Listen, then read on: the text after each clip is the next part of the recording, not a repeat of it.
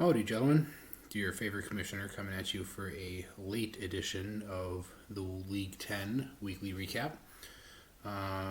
This week we're through week 7. And as I said, I wasn't able to get to a recap earlier this week.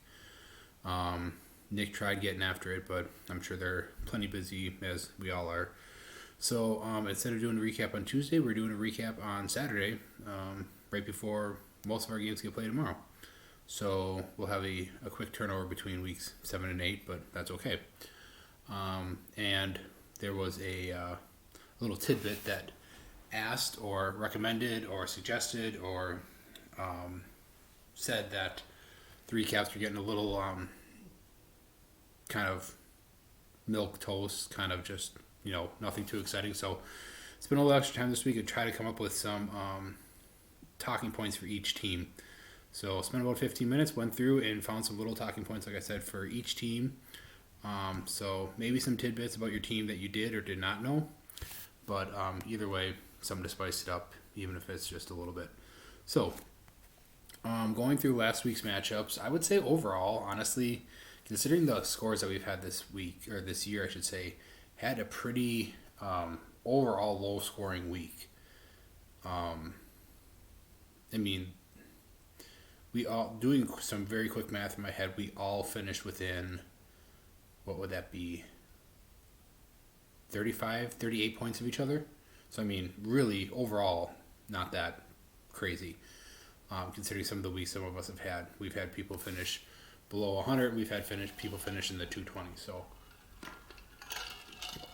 anyways, all that aside, let's dive into the matchups. The first matchup we have between the cousins of Mitch and Nick.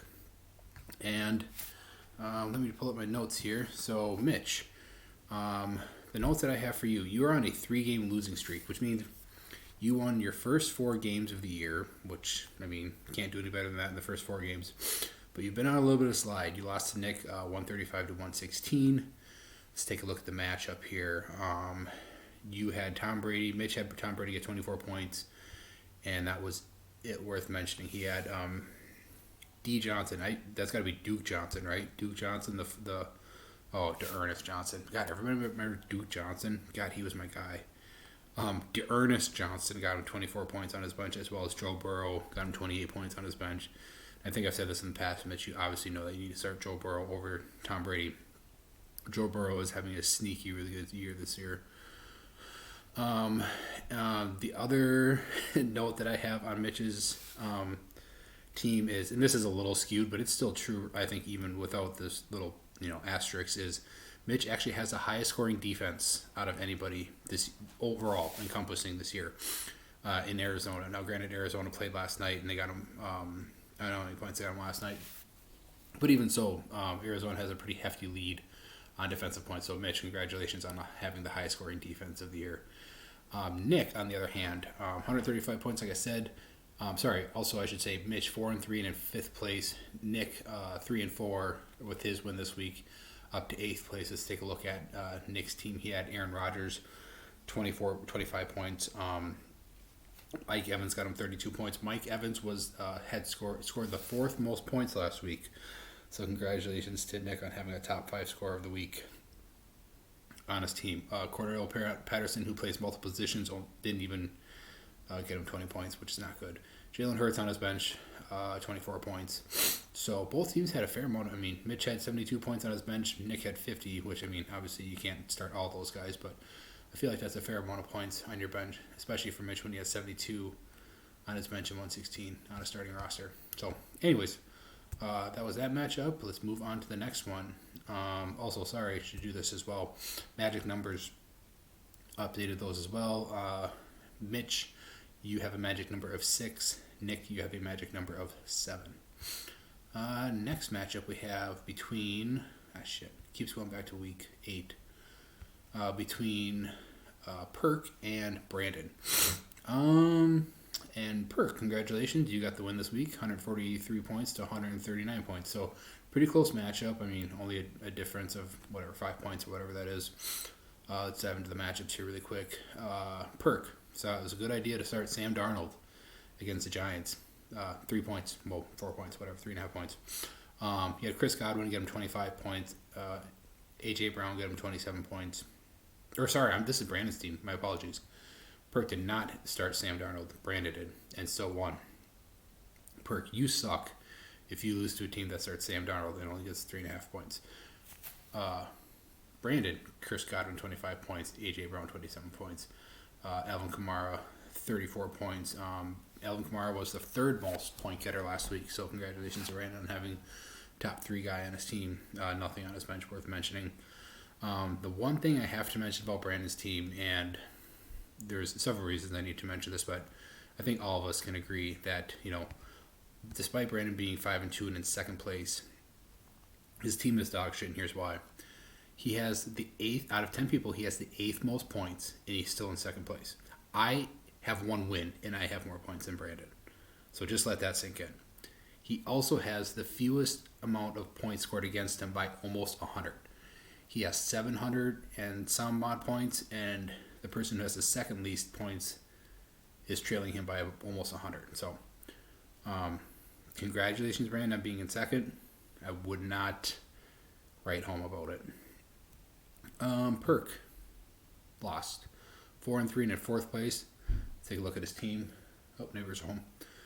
Matt Stafford, 27 points. Deebo Samuel, 21 points. Tampa Bay's defense, 24 points.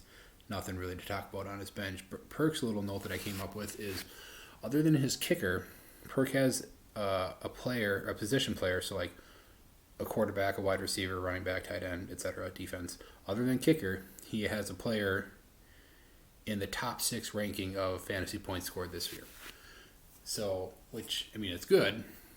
We're out of 10 players, so maybe nothing to quite write home about. Also, he has no players that are in the top 2. The best he has is a player in the top 3. So, basically, what all of that means is he has a very solid team, not the best, not the worst, right in the middle. Like I said, he's in 4th place. Magic numbers for these boys: Brandon 5-2 has a magic number of 5. Perk 4-3, just like Mitch, has a magic number of 6. Moving on to the next matchup, we have the battle of the brothers between Nate and Matt.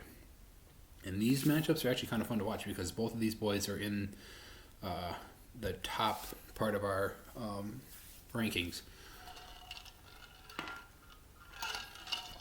And for the first matchup between the two brothers, Nate edged out Matt by about 8 points, 133 to 125. Let's dive into the matchup super quick. Kyler Murray got Nate 22 points. Michael Pittman got him 21 points. The only player on his team to not score double digits was Denver's defense. So not bad. Holy shit, he had almost everybody on a bye this week on his bench. So there's that. Nate's point. He has the highest scoring running back in the league overall this year. I think we can all figure out who that is.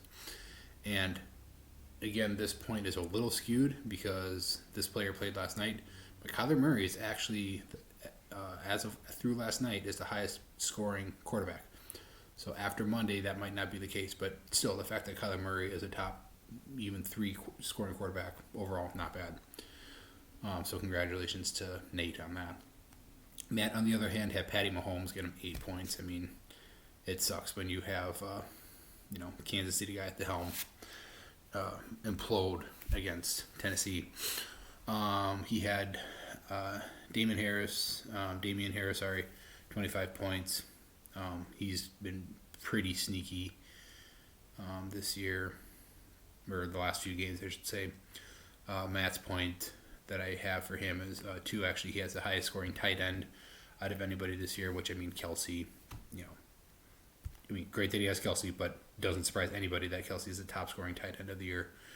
He's also scored the most points out of everybody. So, and you get paid for that. So, Matt, as long as you keep that up, you'll win yourself $50. Nate, 6-1, has a magic number of 4 and is in first place. Matt, 2 games back, 4-3, magic number of 6. Moving on to the next matchup, we have Ben and Corey. And Ben, Ben and one other person in this league started out 0-4, and Ben has been on a 3-game win streak. He's won 3 in a row since that. So he has bumped himself up to sixth place, which is the last team to make playoffs if they start today, which they don't. He also has Jamar Chase, who scored the second most points last week with 34 points. So that's pretty awesome. Cincinnati guy. I mean, I feel like we all figured he was going to finish behind Tyler Boyd, and there's somebody else on Cincinnati too. That T. Higgins, is that who I'm thinking of? Anyways, let's take a look at the matchup. Derek Carr got him 20 points. Like I said, Jamar Chase 34 points. Kyle Pitts 23 points. One of his 4 tight ends that he has, or whatever it is. Other little sneaky tidbit that I saw was Jalen Waddle. As I was looking through everything, Jalen Waddle has 44 catches this year, which I think is good for 7th overall. So sneaky little tidbit. Not that it really matters, but I mean in a PPR, that's 44 points. So yeah, Jalen Waddle, sneaky little play for him. He got him 15 points this week. Nothing on this bench worth talking about. Michael Thomas still isn't going to play. That might have been a wasted draft pick for Ben. Taking a look at Corey's team, 2-5 and in 9th place.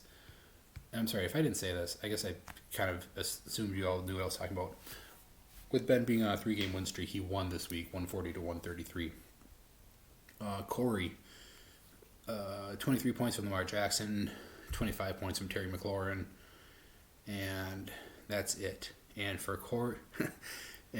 Corey's bullet point, I literally typed out no exciting bullet points, because I literally spent 5 minutes looking through Corey's team, looking through his players, trying to find out some interesting tidbit about one of his players, and I couldn't find anything. So if that says anything about Corey's team, there you have it. Ben 3-4, 6th place. He has a magic number of 7. Corey 2-5, 9th place. He has a magic number of 8. And finally, let's move on to the matchup of the week, and that just happened to be between myself and Mike. And 2 things that we always like to mention in each weekly recap is who got the weekly low score and who scored the most points. And luckily, well, not luckily, both of them happened in this matchup. I scored the fewest amount of points with 113. Mike scored the most points this week with 150, which I've seen teams lose Mike with more than 150. So there's that. Yeah, aside from the matchup, like I said, I got the weekly low score. I'm 1-6 and in 10th place, as we all know. I had Ryan Tannehill give me 20 points. DeAndre Swift give me 28. Yeah, not much else. I had Sterling Shepard got ruled as out at 10:30. So I threw in that St. Brown, what the hell's his face, from Detroit, and he didn't do shit. He literally didn't score me a point. So if that doesn't sum up my team, I don't know what does. The other 2 people that I had on my bench literally got negative points. So again, there you go. Little sneaky tidbit that I found about my team. DeAndre Swift actually has the 8th, as a running back, actually has the 8th. Oh my God. Hold on, I gotta take a drink and get rid of this fat tongue of mine. The 8th most catches out of any player, wide receiver, tight end, anybody in the league. So that's kind of cool. I also have the most points scored against me. So as I say every week, I shouldn't be 6-1, but I should not be 1-6. But I said that every week. I'm sure you guys all get sick of me saying it. Mike, on the other hand, let's take a look at his matchup. His player, Cooper Kupp. I think almost all of his points are about Cooper Kupp that I have. 38 points for Cooper Kupp has surpassed Derrick Henry as the highest point getter in fantasy this year. Highest wide receiver, highest point getter this week. All those things. He had Mike Gesicki get him 22 points.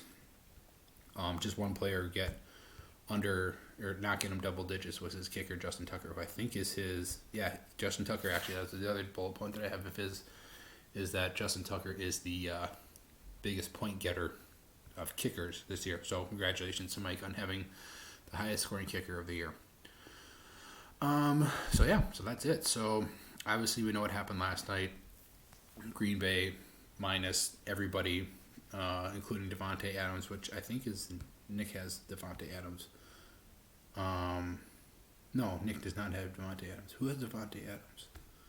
Whoever has Devontae Adams, he's on COVID. Yeah. So I guess that's about all I have. Next week, we got me versus Ben, Mike versus Matt, Nate versus Perk, Brandon versus Nick, and Mitch versus Corey. So a lot of those teams have already started. Looking at this, Corey is projected to score 85 points this week. So there's that. So anyways, I'm quite certain that I've drawn out this video way longer than I needed to. Holy shit, we're at 16 minutes. Apologies for that. But yeah, you wanted this to be more interesting, so I'm trying to deliver. All right, well, congratulations on those who are doing really good, and we'll see you in like 4 days. See ya.